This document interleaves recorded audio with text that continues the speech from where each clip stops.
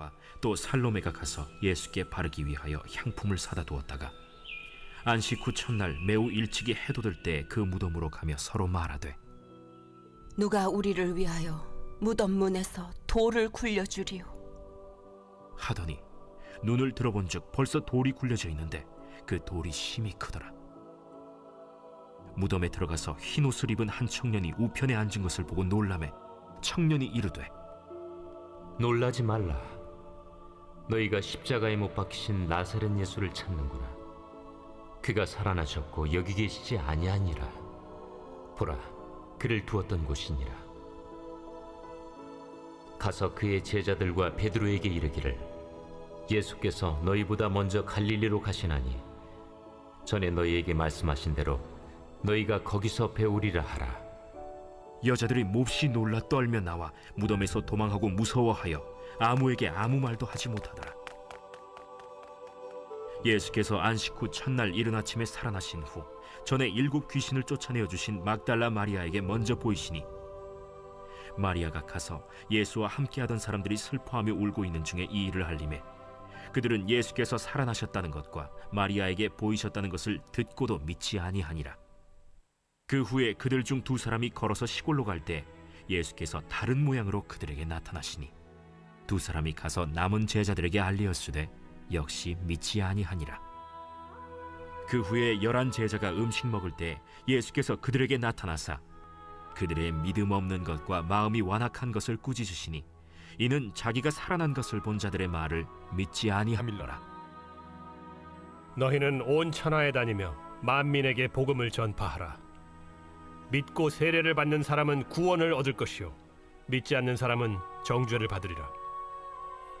믿는 자들에게는 이런 표적이 따르리니 곧 그들이 내 이름으로 귀신을 쫓아내며 새 방언을 말하며 뱀을 집어올리며 무슨 독을 마실지라도 해를 받지 아니하며 병든 사람에게 손을 얹은즉 나으리라.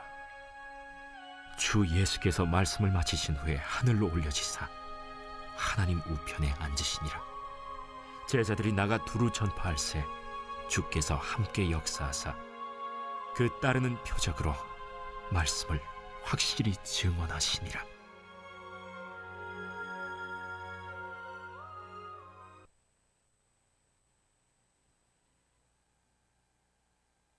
인 부활주일입니다. 우리 신앙의 모든 그 기반은 이 부활 사건에 근거하고 있다라고 봅니다. 이 크리스천의 신앙을 결정적으로 시험하는 어떤 유일한 방법은 예수님께서 그 죽은 자 가운데서 부활하셨다는 이 사실에 대한 신뢰의 여부에 달려 있죠. 이렇게 볼 때 부활의 신앙은 근본이요, 신앙은 부활의 열매라, 이렇게 얘기할 수가 있습니다. 사복음서, 그러니까 마태, 마가, 누가, 요한복음, 이 사복음서 모두 이 부활에 관한 기사를 다 기록하고 있죠. 그런데 어떤 비평가들은 부활 사건에 관한 이 사복음서의 기사가 세세한 부분에서 조금 다르다, 일치하지 않는다는 이유로 신빙성이 없다라고 주장하죠. 그러나 우리가 이미 알고 있는 바 각 복음서 기자들은 각각 자신들의 어떤 관점에서 자신들의 어휘와 자신들의 문체로 썼으며 각자의 독특한 목적에 따라서 썼기 때문에 당연히 약간의 차이가 있는 것이죠. 오늘 우리는 마가복음을 통해서 예수님의 부활 사건을 어떻게 다루고 있고 우리에게 무엇을 가르치고 있는지, 우리가 무엇을 깨달아야 하는지 깊이 묵상하는 시간이 되었으면 좋겠습니다. 예수님께서 십자가에서 죽으시고 무덤에 안치된 지 3일이 지난 이른 새벽이었습니다. 해가 뜰 무렵에 세 여인이 무덤을 찾아가죠. 그 세 여인은 막달라 마리아, 그리고 야곱의 어머니 마리아, 그리고 살로메라는 이 세 여인이 예수님의 무덤을 찾아갑니다. 왜요? 예수님의 시신에 향품을 바르기 위해서 갔죠.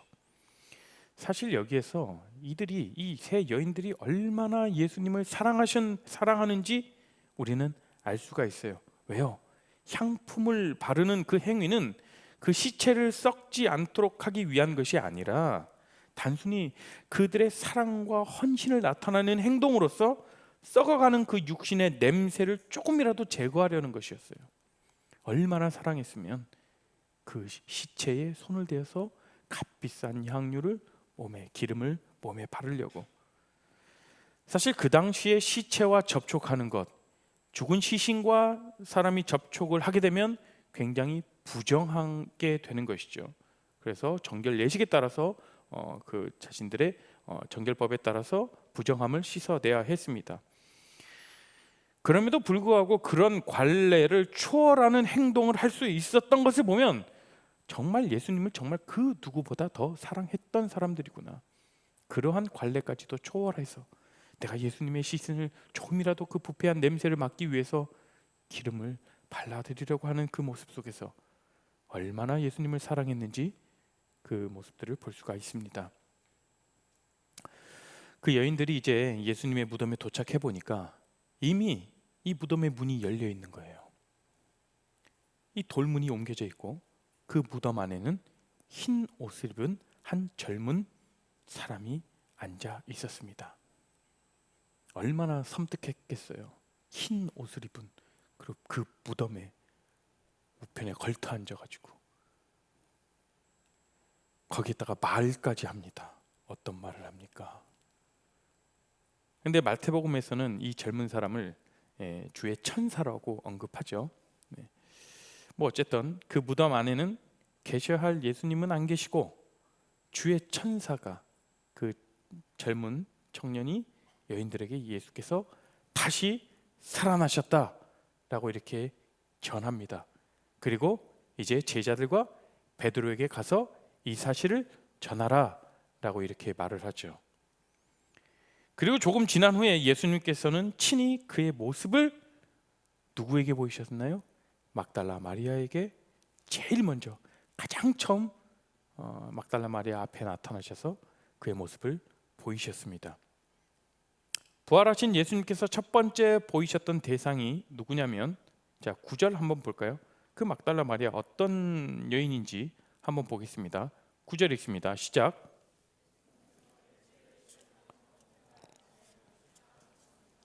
그리고 제일 먼저 7 귀신을 내쫓아 주신 적이 있는 막달라 마리아에게 나타나셨습니다. 그러니까 그냥 막달라 마리아가 아니라 이전에 7 귀신이 들렸던 자였어요. 예수께서 부활하신 후에 이 막달라 마리아에게 가장 처음으로 그 모습을 나타내셨죠. 우린 여기서 몇 가지를 생각해 볼 수가 있습니다. 그중 첫 번째는 마리아는 여인이라는 사실이에요. 그 당시 여인들은 마치 재산 중에 하나로 여길 만큼 존중받지 못했던 그런 시대였습니다. 그리고 어떤 사건의 증인으로서 채택이 안 되는 그런 대상이었어요. 전혀 신빙성이 없는, 전혀 신뢰성이 없는 그런 지위가 여인이었다라는 거죠. 게다가 이 막달라 마리아는 어떤 전력이 있던 여인이었어요. 어떤 전력이냐? 그냥 이름만 기록해도 되는데 굳이 왜 이렇게 7 귀신이 들렸던 여인이라는 것을 언급할 것일까요? 전력이 있던 여인의 어떠한 이야기도 증언도 채택될 수 없는 그런 사회에서, 게다가 이전에 많은 사람들이 손가락질하고 저 미친 여자다라고 했던 그 여인에게 왜 예수님은 굳이 가장 처음 나타나셨을까요? 가장 처음 나타나셨으면 그 여인이 첫 번째 목격자가 되겠죠. 여러분들 한번 생각해 보시겠어요? 아마도 우리 같으면 어떤 사건의 증인을 삼기 위해서 어떤 사람을 선택하겠어요? 물론 사건의 현장을 목격한 사람이어야겠죠. 그 중에 선택한다라면 조금 똑똑하고 누가 봐도 저 사람의 말은 좀 신빙성이 있고 믿을만하다, 이런 대상이 가서 증인을 삼지 않겠습니까? 예수님도 자신의 부활의 첫 증인으로 신뢰할 만한 사람에다가 또 그 당시 존중받던 그런 남자들을 삼으셨다라면, 뭐 율법교사나 그런 사람들을 삼으셨다라면 많은 사람들에게 설득력이 있지 않았을까요? 그런데 여인을, 그것도 과거 귀신 들렸던 그 여인을 부활의 첫 증인으로 삼았다는 것은 우리가 이해하려고 해도 이해가 되지 않죠. 말씀을 준비하면서 한 주간 계속해서 이 부분을 묵상하게 되었어요. 도대체 왜 예수님은 이 막달라 마리아에게 가장 처음 나타나셨을까? 여러분, 이 말씀 앞에서 한번 좀 생각해 보지 않으셨어요? 왜 이 여인에게 가장 처음 나타나셨을까? 오늘 마가복음을 통해서 무엇 때문에 부활하신 예수님께서는 이 막달라 마리아에게 가장 먼저 나타나셨는지, 그리고 그것이 어떤 의미가 있는지 한번 묵상해 보길 원합니다. 이 막달라 마리아가 예수님을 만난 후에 가장 처음으로 이 사실을 알린 대상이 누굽니까? 예수님의 제자들이었어요. 그 이야기를 들은 제자들 어떤 반응이었어요? 10절과 11절을 우리가 함께 읽어볼까요? 10절과 11절입니다. 시작. 마리아는 가서 예수님과 함께 지내던 제자들에게 이 사실을 알렸습니다. 그들은 슬퍼하며 울고 있었습니다. 마리아로부터 예수님께서 살아계시며 예수님을 배웠다는 소리를 듣고도 제자들은 믿지 않았습니다. 어떻게 했다고? 제자들은 믿지 않았더라고요. 여러분, 제자들이 어떤 사람들이에요? 예수님과 3년 동안 동거동락하면서 가장 많은 시간을 보냈던 사람들이에요. 그리고 예수님께서 수차례 죽으심과 부활에 대해서 이야기하셨죠. 몇 번이고 들었던 자들이었어요. 자, 그러면 이 제자들은 누구보다도 이 예수님의 부활에 대해서 가장 빨리 알아듣고 믿었어야 될 사람들이죠. 그런데 오늘 뭐라고 얘기합니까? 듣고 믿지 아니하였더라. 아니, 예수께서 직접 이 제자들에게 여러 차례에 걸쳐서 말씀했거든요.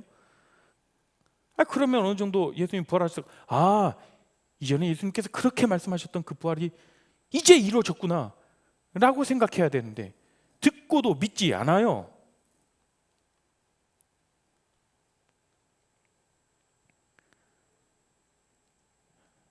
얼마나 답답한 상황입니까? 예수님께서 그렇게 말씀하시잖아요. 내가 고난을 받을 것이고 내가 죽어서 사흘 만에 다시 살아날 것이다. 몇 번이고 얘기를 했습니다. 그러니까 가장 이 얘기를 들었을 때 가장 먼저 알아차리고 믿어야 할 사람이 지금 그 소식을 듣고도 믿지 않았다라고 말하고 있잖아요. 오늘 본문의 저자 마가는요, 이 문제를 의도적으로 믿지 않았다라는 말을 3번이나 반복적으로 언급하면서 강조합니다. 믿지 않았다, 믿지 않았다, 믿지 않았다. 11절과 13절과 14절 말씀에 계속해서 언급되고 있어요. 그러니까 마가가 드러내고자 하는 것은 이 부활에 대한 제자들의 불신앙적인 태도를 소개하고 있는 거예요. 이러한 불신의 모습은 우리 자신에게서도 종종 발견됩니다.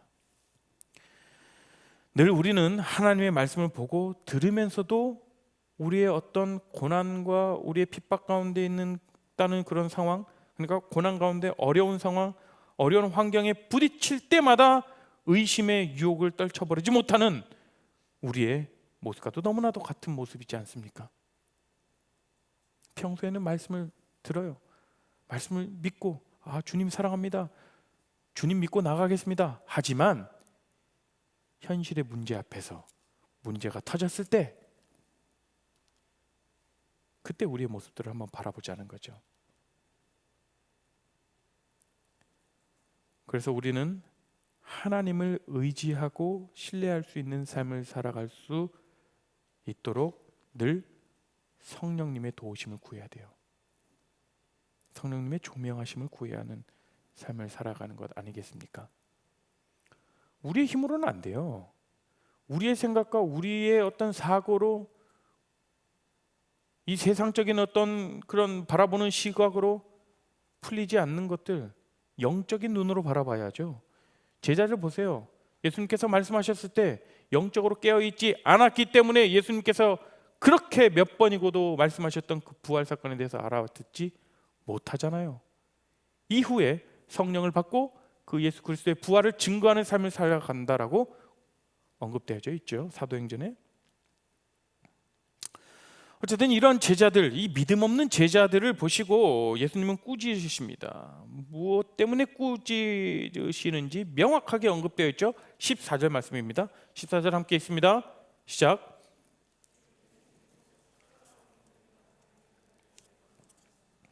그리고 제자들의 믿음이 적음과 마음이 굳은 것을 꾸짖으셨습니다.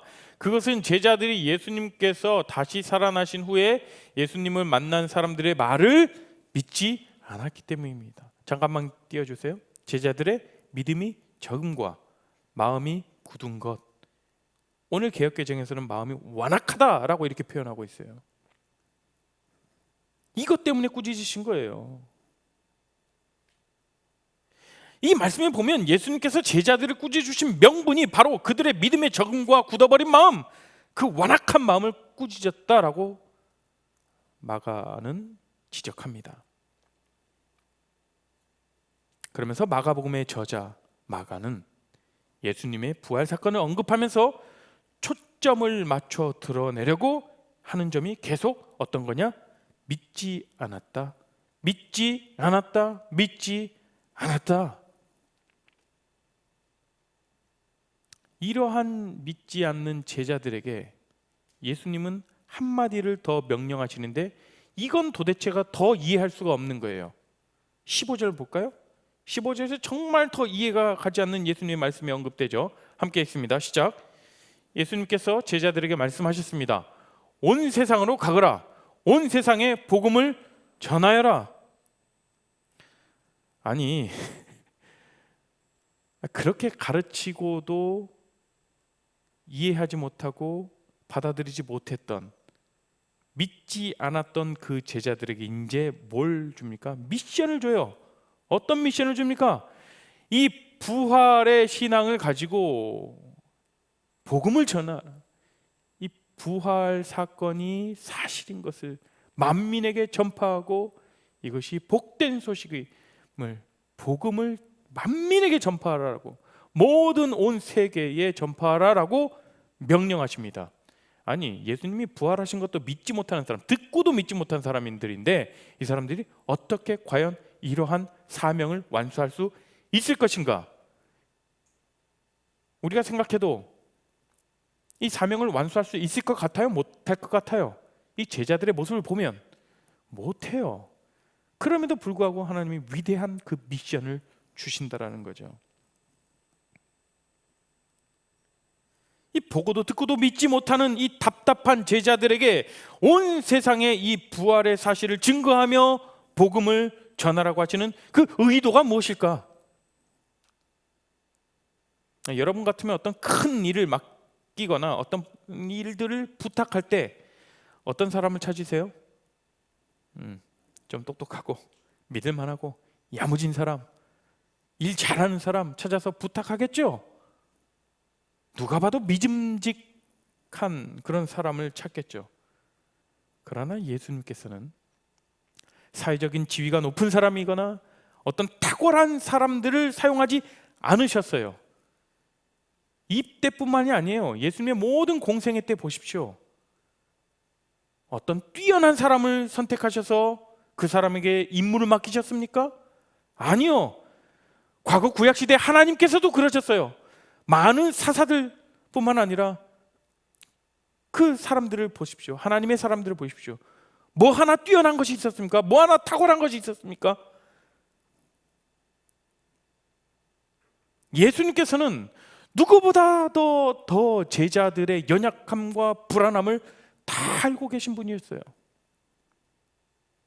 그리고 예수님께서 그 공생애를 거치시면서 그동안 해오셨던 그 방법들을 보면 제자들의 모자람, 제자들의 부족함, 제자들의 연약함, 그런 불신 가운데에서도 하나님의 뜻이 온전히 이루어지도록 그들을 가르치시고 기회를 주시고 이끌어 가시는 것을 볼 수 있어요. 모든 창세기부터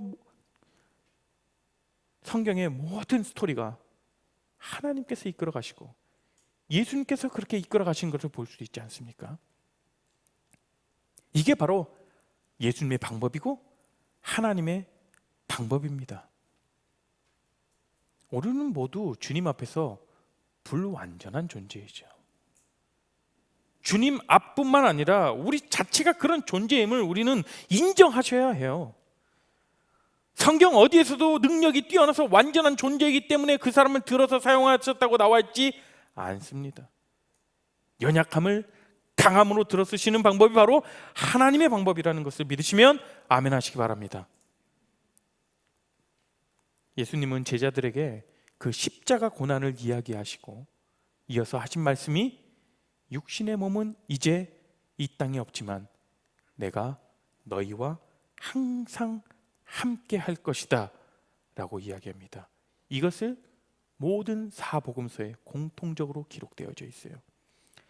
이런 불안하고 두려움에 사로잡혀 있는 이 제자들을 그들 스스로 홀로 일하도록 맡기시는 게 아니라는 거예요. 세상 끝날까지 내가 너희와 함께 하겠다, 이렇게 말씀하시죠. 반드시 너희와 함께 하겠다. 그래서 우리에게 보혜사 성령님을 보내주시죠. 보혜사 성령님, 이것을 헬라어로 풀이하자면 파라클레토스, 우리말로 풀자면 중재자, 돕는 자, 변호인, 이것을 뜻하죠. 여러분, 변호사를 선임하게 되면 변호사라고 뭐라고 말합니까? 예, 선생님, 이제 당신의 일은 제가 다 알아서 모든 해결 방법 다 찾을 테니 당신은 걱정하지 마시고 이 걱정 근심 다 내려놓고 일상생활을 그냥 하고 계십시오. 제가 모든 일을 다 알아서 하겠습니다. 풀어내겠습니다. 이게 변호사 아닙니까? 이게 변호인 아닙니까? 어떤 변호인이 저하고 같이 머리를 맞대 보시죠. 어떤 생각이 있으십니까? 저에게 아이디어를 주십시오. 이런 변호인은 없습니다. 우리의 영원한 변호인, 영원한 돕는 자로서 보혜사 성령님을 우리에게 보내주시고 그 성령님으로 우리와 함께 하시겠다라고 분명하게 말씀하십니다.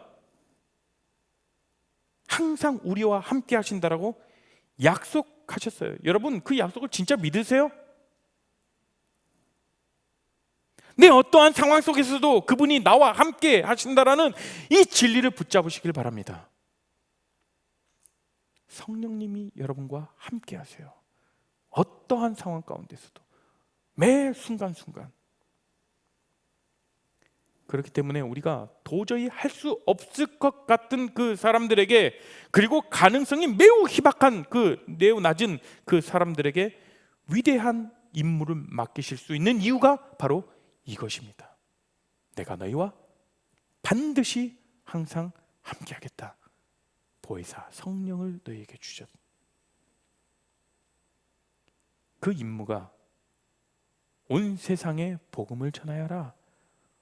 이 온 세상이라는 이 말씀에는 그 어떠한 제한도 걸려 있지 않습니다. 복음을 들을 사람, 들어야 하는 사람 정해져 있는 게 아니라는 거예요. 우리가 봤을 때 저 사람은 도대체 복음을 들어도 들어서는 안 되는 사람이야, 그렇게 생각하고 있는 사람 있지 않습니까? 에이, 설마 저 사람이 복음을 듣고 내가 전하는 이 복음의 메시지를 듣고 회심할 수 있을까? 여러분, 하나님의 일을 여러분 스스로 제한하지 마십시오. 그 이후에 우리는 그저 하나님 예수님께서 말씀하신 대로 만민에게 복음을 증거하라, 전파하라, 그 명령에 우리는 따르면 되는 것입니다. 그 이후의 일은 하나님이 행하셔요. 왜 여러분들이 하나님이 행하실 일들까지 껴안으려고 합니까? 그러니까 부담스러우니까 염려가 되고 걱정이 되고 그러는 것 아니겠습니까? 예수님께서도 그렇게 첫 증언자를 그 당시 누구도 신뢰하지 못하고 사랑 취급받지 못하는 그 여인을 통해 첫 증언의 사명을 맡기셨지 않습니까? 우리의 판단으로, 우리의 기준으로 선을 그어서 그렇게 복음을 전파하는 게 아니라는 거죠. 여기서 우리가 깨달아야 할 점은 이 복음을 우리가 받아들이고 우리가 구원받은 것은 결코 내 의지와 내 지식으로 되는 것이 아님을 분명하게 우리는 깨달아야 합니다. 부활 사건은 우리의 시각과 우리의 생각 그리고 세상적인 방법으로는 도저히 풀리지 않는 것이죠. 그러나 우리에게 성령님께서 우리의 영의 눈을 띄게 하셔서 우리의 가슴으로 믿어야 가능하게 되는 것이 바로 이 부활 사건인 줄로 믿습니다. 하나님의 일은요, 우리가 눈으로 보고 믿는 것이 아닌 주님의 말씀을 듣고 믿는 것입니다. 그게 바로 진정한 복음이죠. 진정한 믿음이죠. 복음을 받아들일 수 있도록 하시는 분도 하나님, 구원의 진리를 깨닫게 하시는 분도 하나님. 그 은혜가 없다면 우리는 결코 받아들이지도 이해하지도 못하는 사실을 우리는 깨닫게 되는 것이죠. 결국에 이 믿음의 주도권은 누구에게 있다는 것이죠? 하나님께 달려있다라는 거예요. 그 믿음의 주도권을 가지고 계신 그 하나님께서 우리가 영원토록 함께 하신대요. 그렇게 약속하셨어요. 우리는 그것을 믿고 그냥 하나님의 명령하시는 예수 그리스도의 부활과 그 놀라운 복음을 증거하는 그 삶을 증거하기만 하면 되는 거예요. 뭘 그렇게 따지십니까? 뭘 그렇게 염려하십니까? 그런데 많은 사람들 보면 나만 믿고 나만 구원받고 나만 은혜 받으려고 해요. 왜 여러분들의 가장 곁에 있는 사람들에게 이 복음을 전하지 않습니까? 여러분, 선교는 멀리 있는 것이 아니에요. 우리 삶 가운데 있습니다. 선교 거창한 거 아닙니다. 그냥 내가 믿었던, 내가 받았던 은혜, 내가 알고 있는 이 부활 사건, 내가 믿고 있는 부활 사건과 그리고 이 복음, 기쁜 소식을, 이 구원의 소식을 모르는 자들에게 전하는 것, 이것이 바로 선교죠. 그래서 지난 주일 우리가 선교주일로 여기고, 또 오늘 밑에서 선교팀이 선교지를 향해서 같이 중보기도를 하는 그 시간들을 가지고 있습니다. 뿐만 아니라 선교지를 위한 여러분들 재정적으로도 물질로도 여러분들의 마음을 흘려보내십시오. 로비에 가시면 이렇게 선교 헌신 작정서가 있어요. 이것이 비단 장년부들의 어떤 그런 헌신 사역이 아니지 않습니까? 왜 우리는 선교하지 않습니까? 우리도 동일한 마음으로 예수님의 명령을 그렇게 이행해야 되는 것이죠. 가든지 보내든지. 이어서 그 복음을 믿는 자들에게는 구원을 받을 것이라고, 믿는 사람들에게는 증거가 따라올 것이라고 예수님께서는 말씀하십니다. 그리고 마지막으로 이 말씀을 다 마치시고 하늘로 들려 올라가셨죠. 마지막 20절을 함께 읽어볼까요? 시작. 제자들은 곳곳에 다니면서 복음을 전하였습니다. 주님께서 제자들과 함께 일하셨고 증거를 보여주심으로 그들이 전하는 말씀이 사실임을 증명해 주셨습니다. 주님께서 제자들과 함께 일하셨고 함께 일하셨다라는 거예요. 여러분에게 그 능력을 주신 분이 바로 예수 그리스도, 중보자 되신 또 보혜사 성령님이라는 사실을 기억하시길 바랍니다. 그때에 말씀이 사실임을 증명하게 될 것입니다. 이제 제자들은 곳곳에 다니면서 예수께서 부활하셨다는 사실을 명백히 증거할 수 있게 되었습니다. 어떻게요? 주님께서 제자들과 함께 일하셨고 그 증거를 보여주심으로써 제자들이 전하는 말씀이 사실임을 증명해 주셨기 때문에 그렇죠. 그렇기 때문에 지금까지도 그 복음이 전파되어서 우리가 그 부활하신 예수 그리스도를 믿고 우리도 이후에 부활하여 영원한 생명에 이르는 그 놀라운 그 은혜를 누릴 수 있음을 믿고 또 우리가 고백할 수 있는 것 아니겠습니까? 그렇기 때문에 여러분이 받았던 은혜를 계속해서 증거하십시오. 전파하십시오. 나만 누리지 마십시오. 여러분이 받았던 그런 사랑, 예수님께 받았던 사랑, 오늘 수없는 그 찬양 속에 그 가사의 고백, 예수님 사랑합니다. 예수님의 사랑에 감사합니다. 오늘 찬양 시간에 얼마나 제가 뜨거웠는지 모르겠어요. 얼마나 가슴 벅찼는지 모르겠어요. 여러분들이 예배 올라오는 그 발걸음을 보면서 한 분 한 분의 얼굴을 보는데 정말 오늘 예배 전에 가슴 벅차더라고요. 하나님, 이게 바로 하나님 주시는 기쁨이군요. 예배를 사모하는 그 마음이군요.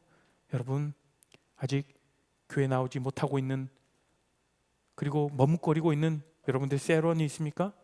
그분부터 찾아가십시오. 그분들에게 여러분의 받았던 그 사랑을 증거하세요. 간증의 삶을 사세요.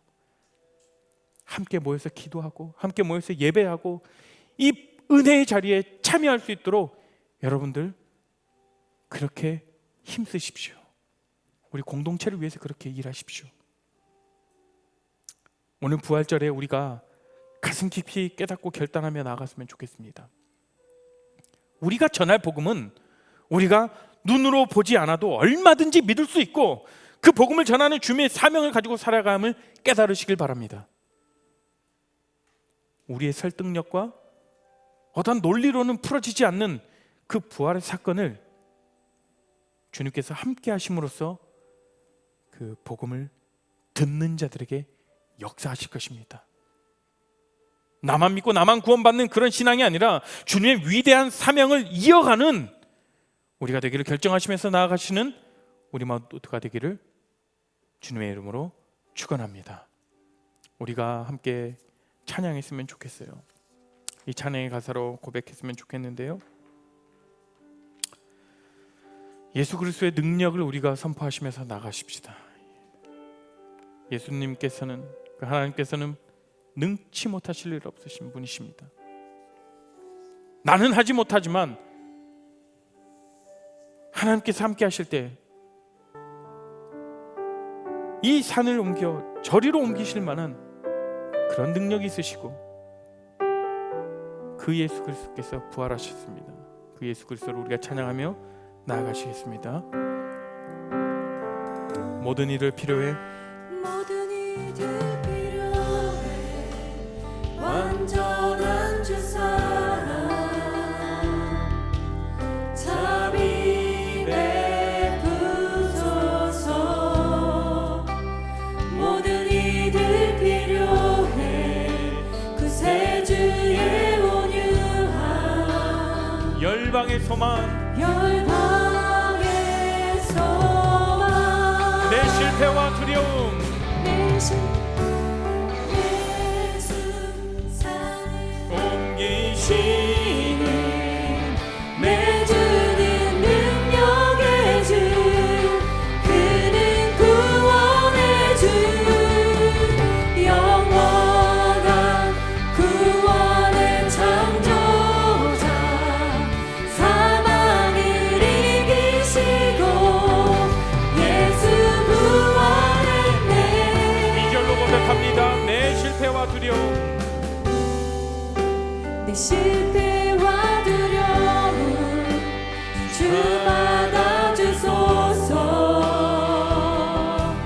날 채우소서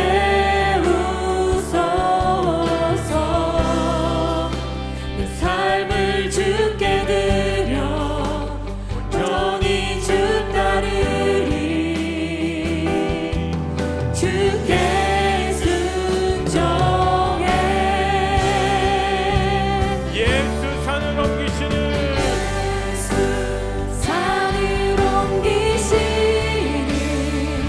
내 주님 능력의 주 그는 구원의 주 영원한 구원의 창조자 사망을 이기시고 예수 부활했네. 예수 산을 옮기시니 내 주님 능력의 주 그는 구원의 주 영원한 구원의 창조자 사망을 이기시고 예수 부활했네. 이 시간 우리가 함께 기도하며 나아가겠습니다. 하나님, 그렇습니다. 주님, 내 능력으로는 내 생각으로는 그 예수 그리스도의 부활을 믿기 어렵습니다. 그러나 성령님께서 나와 함께 하실 때 성령님께서 내 안에 역사하실 때 그 부활의 사실, 그 부활의 역사를 내가 믿을 수 있습니다.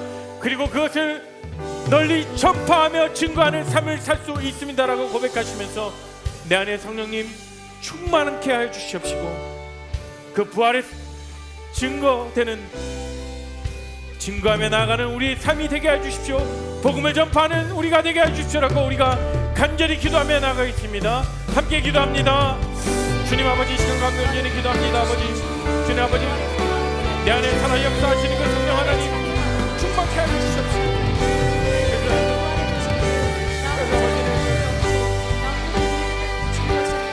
아버지 하나님 다시 한번 그 부활의 생명이 하나님과 찬양하게 하여 주시옵시고 우리 내 인물로 고백하게 하여 주시옵시고 그뿐만 아니라 그를 증거하는 삶을 살아갈 수 있도록 우리를 붙잡아 주시옵시고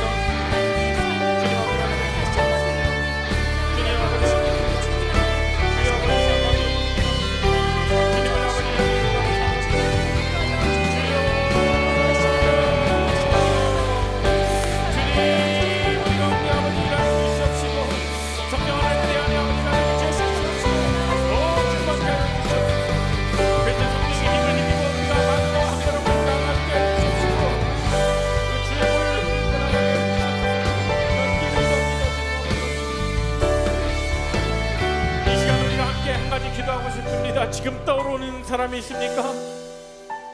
그 주님의 복음이 절실하게 필요한 그 사람이 떠오르는 사람이 있다라면 그 사람이 누가 되었던 주님 그들 마음 가운데 일하여 주시옵소서. 그들의 복음을 영접하고 그 예수 그리스도의 기쁜 소식을 듣고 그들의 삶이 변화되게 하여 주시옵시고 구원받는 그 은혜를 누릴 수 있도록 그 떠오르는 사람을 위해서 우리가 주여 한번 부르짖고 우리가 간절히 그 사람을 위해 그 한 영을 향해 우리가 함께 기도하며 나아가겠습니다. 주여 하나님 아버지, 주님 아버지, 그 하나님이 사랑하시는 그 영혼을 향해 기도합니다. 그 아버지 하나님 그 영혼을 위해 기도합니다. 하나님 우리 하나님의 영혼을 주시옵시고 하나님 그 아버지 아버지 일하신 하나님을 바라봅니다. 하나님 그 아버지 다시 한번 주님께로 돌아오게 해주시옵시고 주님의 사랑이 얼마나 크고 깊고 놀라운지를 깨닫고 알게 해주시옵시고 그 영혼을 살리는 기도를 우리가 넘치지 않게 해주시옵시고 그래서 우리가 그 승부하는 그 마음을 아버지 인도해 주시옵소서. 우리 마음을 붙잡아 주시옵소서. 그래서 그 아버지 예수 그리스도를 영접하고 그의 삶이 변화되고 사망을 생명으로 나아가는 그 은혜를 누릴 수 있도록 주님 인도하시고 주님 아버지 역사하여 주시옵소서.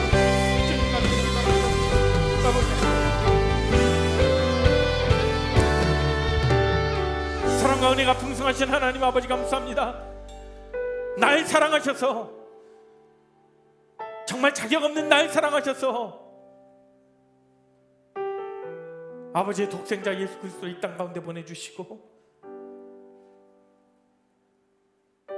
예수 그리스도의 핏값으로 날 사셔서 날 구원해 주신 그 주님의 사랑에 우리가 감사하며 찬양하는 삶을 살게 하여 주시옵소서. 하나님 그 놀라운 이 복음의 소식, 이 기쁜 소식을 알지 못하는 자들에게 우리가 복음을 전할 수 있도록 성령 하나님 우리에게 역사하시고 우리 마음 가운데 충만케 하여 주시옵소서. 그 성령 하나님을 의지하며 우리가 경험했던 우리가 맛보았던 그 하나님의 사랑을 전하며 증거하는 삶을 살길 원합니다. 하나님 그 복음을 알지 못하는 그 한 영혼이 있습니까? 그 떠오르는 그 영혼들이 있습니까? 그 한 영혼 가운데 주님 이 기쁜 소식을, 구원의 기쁜 소식을, 이 부활의 기쁜 소식을 깨달을 수 있도록 주님 역사하여 주시옵소서. 지금은 예수 그리스도의 크신 은혜와 하나님의 크신 사랑과 성령님의 감화가 통하심이 예수 그리스도의 부활의 소식을 믿고 그것의 기쁜 소식임을 깨닫고 증거하며 전하며 나가기로 결정하는 우리 모든 레알 공동체 가운데 그 가족들 가운데 지금으로부터 영원토록 함께 없시기를 축원하옵나이다. 아멘.